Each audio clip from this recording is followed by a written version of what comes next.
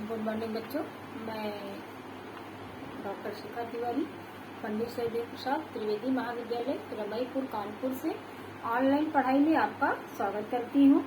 मैं आपको बीए द्वितीय वर्ष द्वितीय प्रश्न पत्र हिंदी कथा साहित्य के अंतर्गत कहानी और उपन्यास पढ़ा रही थी, जिसमें कि उपन्यास के उद्भव विकास की जानकारी पिछले वीडियो में मैंने दी थी और कहानी के भी उद्भव विकास की जानकारी पिछले वीडियो में मैं दे चुकी हूँ। और इसी के साथ 6 कहानियाँ मेरी क्रमशः पूरी हो चुकी हैं। आशा करती हूँ आपने कहानियाँ पढ़ी होंगी, समझी होंगी। और आज मैं अंतिम कहानी 25 चौका 150 कहानी के बारे में बताऊंगी, जिसके कहानीकार ओम प्रकाश वाल्मीकि जी हैं। तो बच्चों, इस कहानी को आगे बढ़ने से पहले मैं ओम प्रकाश वाल्मीकि जी के बारे में संक्षेप में कुछ महत्वपूर्ण जानकारियां दूंगी, जिनको आप ध्यान से सुने। तो ओम प्रकाश वाल्मीकि जी का जन्म 30 जून 1950 में हुआ था और आपका जो जन्म स्थान है वो है बरला गांव, मुजफ्फरनगर, जो कि उत्तर प्रदेश में है। आपकी शिक्षा एमए थी। कर्म जहां पर आपने रहकर कार्य क्षेत्र किया वह स्थान है उत्तर प्रदेश। आपने कहानी, आलोचना, आत्मकथा, कविता में साहित्यिक योगदान दिया। जो आपकी मुख्य कृतियां हैं उसमें से 25 चौका 150 जो कि 1993 में लिखी गई, सलाम 2000 में लिखा, घुसपैठिए 2003 में, प्रमोशन दिनेश पाल जाटव उर्फ दिग्दर्शन और बैल की खाल, ये आपने कहानियां अपने जीवन काल में लिखी। कविता के क्षेत्र में सदियों का संताप, बस बहुत हो चुका अब और नहीं, ये 2 आपने कविताएं लिखी। आलोचना के क्षेत्र में दलित साहित्य का सौंदर्य शास्त्र, जिस पर आपने आलोचना लिखी। और आपकी जो आत्मकथा है जो कि सर्व प्रसिद्ध है वो है जूठन, जो कि सन 1997 में लिखी गई थी। पुरस्कार के क्षेत्र में डॉक्टर अंबेडकर सम्मान से आपको सम्मानित किया गया, जो सम्मान आपको 1993 में मिला था। परिवेश सम्मान 1995 में मिला। जयंती सम्मान, साहित्य भूषण पुरस्कार 2008 में, सहित अनेक प्रतिष्ठित पुरस्कार एवं सम्मान से आप सम्मानित किए गए।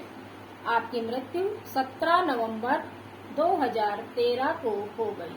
तो ये थी आपके जीवन से संबंधित कुछ महत्वपूर्ण जानकारी, जिसमें बहुविकल्पी प्रश्न हमको बहुत सारे मिलते हैं और उसके उत्तर की भी हमको प्राप्ति हो जाती है। अब इनकी कहानी 25 चौका 150 में जाने से पहले इस कहानी में मुख्य रूप से कौन कौन से पात्र हैं जिन्होंने इस कहानी को रोचक बनाया है, उनके बारे में भी जानकारी ले लेते हैं। तो सर्वप्रथम नाम आता है सुदीप का, जो कि दलित वर्ग का प्रतिनिधित्व करने वाला पात्र है। सुदीप संघर्षशील, धैर्यवान, मातृ पितृ भक्त, होनहार विद्यार्थी, संवेदनशील व तार्किक शक्ति से संपन्न पात्र है। बाल मनोविज्ञान को केंद्र में रखकर कथाकार ने सुदीप के चरित्र में अंतर्द्वंद को रूपायित किया है। सुदीप के जो पिता हैं दूसरे पात्र के रूप में आते हैं। सुदीप के पिता गरीब दलित परिवार से संबंध रखते हैं। दलित होने व अनपढ़ होने के कारण उन्हें चौधरी साहब के शोषण का शिकार होना पड़ता है। मास्टर फूल सिंह तीसरे पात्र के रूप में आते हैं। मास्टर फूल सिंह स्कूल में अध्यापक है। सुदीप के पिता सुदीप के दाखिले के सिलसिले में उनके पास जाते हैं। मास्टर फूल सिंह के कारण सुदीप को स्कूल में दाखिला मिल जाता है। चौधरी साहब चौथे पात्र के रूप में हमारे सम्मुख आते हैं। चौधरी साहब शोषक वर्ग का प्रतिनिधित्व करने वाला पात्र है। सुदीप की मां बीमार पड़ने पर चौधरी जी उसका सारा खर्चा उठाते हैं और बाद में उससे अधिक ब्याज वसूल लेते हैं। तो ये थे मुख्य पात्र। अब कथा वस्तु कैसे आगे बढ़ती है इसकी जानकारी अब हम अगले उसमें दे रहे हैं, तो बच्चों ध्यान से सुनिएगा। 25 चौका 150 कहानी की शुरुआत सुदीप द्वारा तनख्वाह मिलने पर अपने गांव में अपने माता पिता के पास आने वाले दृश्य से होती है। बस में सुदीप कंडक्टर द्वारा एक दुबले पतले आदमी पर चिल्लाने और उस आदमी द्वारा गिड़गिड़ाने का दृश्य देखता है।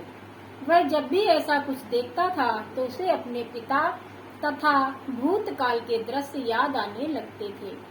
बस में इस प्रकरण को देखते देखते सुदीप अतीत की गहराइयों में खो जाता है और उसे अपने पिता दिखाई देने लगते हैं कि कैसे उन्होंने मास्टर फूल सिंह के सामने हाथ जोड़कर गिड़गिड़ाकर सुदीप का दाखिला कराया था। सुदीप स्कूल जाने लगा और दूसरी कक्षा में आते आते सुदीप होनहार छात्र के रूप में जाना जाने लगा था। सुदीप को 24 तक पहाड़े अच्छी तरह याद हो गए थे, इसीलिए मास्टर ने उसे 25 का पहाड़ा याद करके आने को कहा। घर पर सुदीप जब 25 का पहाड़ा याद करता था तब उसके पिता सुदीप 25 चौका बोलते ही उसे रोक कर कहते थे कि 25 चौका 150 होता है। सुदीप पिता को किताब में भी दिखाता है पर पिताजी नहीं मानते। सुदीप के पिता अनपढ़ थे और उन्हें 20 तक गिनती भी नहीं आती थी, पर उन्हें गांव के चौधरी पर अपने से ज्यादा भरोसा था। सुदीप के पिता उसे बताते हैं कि जब उसकी माँ की तबीयत खराब हुई थी तब चौधरी साहब ने उसकी मदद की थी और 4 महीने बाद पूछने पर बताया था कि खर्चा 100 रुपए का हुआ है, 25 रुपए 1 महीने का ब्याज बनता है। उस हिसाब से 25 चौका 150 रुपए हुआ, लेकिन चौधरी ने दया दिखाते हुए 150 में 20 रुपए कम 130 रुपए लिए थे और 100 मूलधन तथा हर महीने 25 रुपए ब्याज बाद में देने को कहा। चौधरी साहब समाज में रुतबा रखते थे। इसी का हवाला देते हुए सुदीप के पिताजी ने कहा कि इतने बड़े और इज्जतदार आदमी झूठ नहीं बोलते, वो कैसे गलत हो सकते हैं, तू ही बता। सुदीप पिता की बात मानकर स्कूल में मास्टर को 25 चौका 150 सुनाता है तब मास्टर सुदीप को डांटकर 25 चौका 100 याद करने को कहते हैं। सुदीप के दिमाग में उलझन बढ़ गई और जैसे जैसे वह बड़ा होता गया कई सवालों के जवाब उसके बाल मन में अनुत्तरित हो रहे थे। गांव पहुंचकर सुदीप अपने पिता को तनख्वाह देता है तो वो उसे माथे पे लगा लेते हैं और माँ आंचल पसार कर तनख्वाह ले लेती है। कहानी का चरमोत्कर्ष तब दिखाई देता है जब सुदीप पैसे गिनने में पिता की मदद करता है और 25-25 की 4 ढेरियां बनाता है और अपने पिताजी को बुलाकर समझाता है कि यह 25 चौका है और उनके साथ गिनने में उनकी मदद भी करता है। पिता के द्वारा बार बार पैसे गिने जाने पर वह 100 रुपए ही निकलते हैं। अंत में पिता को विश्वास हो जाता है कि सुदीप सच बोल रहा है, 25 चौका 150 नहीं बल्कि 100 ही होता है। पिछले 30-35 सालों के उनके विश्वास को जैसे अचानक धक्का लग गया और सुदीप के पिता को अंत में विश्वास में चले जाने पर टीस उठती है। वह मनी मन कहते हैं कि कीड़े पड़ेंगे चौधरी, कोई पानी देने वाला भी नहीं बचेगा। 25 चौका 150 कहानी में ओम प्रकाश वाल्मीकि ने शिक्षा के महत्व और दलित समाज के लिए उसकी आवश्यकता को प्रासंगिक बताया है। इस कहानी के माध्यम से लेखक ने दलित उत्पीड़न की प्रक्रियाओं को उद्घाटित किया है। कहानी में लेखक ने दलित शोषण को वाणी देते हुए सामाजिक विद्रूपता को व्याख्यायित करते हुए संघर्ष का रास्ता दिखाया है। तो बच्चों, ये था 25 चौका 150 कहानी जो कि ओम प्रकाश वाल्मीकि जी द्वारा लिखी गई थी। अब अंत में इस कहानी का क्या उद्देश्य है, तो इस कहानी का उद्देश्य है, कहानी में कथाकार का उद्देश्य मात्र दलित व शोषित वर्ग की दुर्दशा अथवा उसके दारुण दुख की अभिव्यक्ति करना ही नहीं है, बल्कि इस कथा के माध्यम से ओम प्रकाश जी ने दलित मुक्ति संघर्ष में शिक्षा की भूमिका को स्पष्ट किया है। शिक्षा ही वह माध्यम है जिसके द्वारा दलित व शोषित वर्ग साहूकारों व पूंजीपतियों के चंगुल से निकल सकता है। शिक्षा चुनने की स्वतंत्रता से ही सामंती शोषण की जकड़ ढीली पड़ जाती है।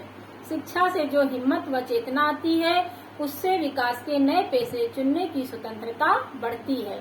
स्कूलों में सवर्ण शिक्षक दलित छात्रों के प्रति भेदभाव पूर्ण ही नहीं अपितु अमर्यादित अशिष्ट व अभद्र आचरण करते हैं। कहानी के अंत में कहानी के अंत के माध्यम से कथाकार यह संदेश देना चाहता है कि मात्र शिक्षा ग्रहण से ही जाति प्रथा का अंत संभव नहीं है, उसके लिए लोगों के हृदय में परिवर्तन होना भी बहुत जरूरी है। इस परिवर्तन के लिए मनोवैज्ञानिक व मानवीय दृष्टिकोण की आवश्यकता है, तभी समाज में यह कोड समाप्त हो सकेगा। तो बच्चों, ओम प्रकाश कहानी वाल्मीकि जी द्वारा रचित जो कहानी है 25 चौका 150 कहानी यहीं पर समाप्त होती है। उम्मीद करती हूँ आपको ये कहानी बहुत अच्छी लगी होगी और समझ में भी आई होगी। नेक्स्ट वीडियो में हम आपसे फिर मिलेंगे। आज के लिए बस इतना ही। धन्यवाद।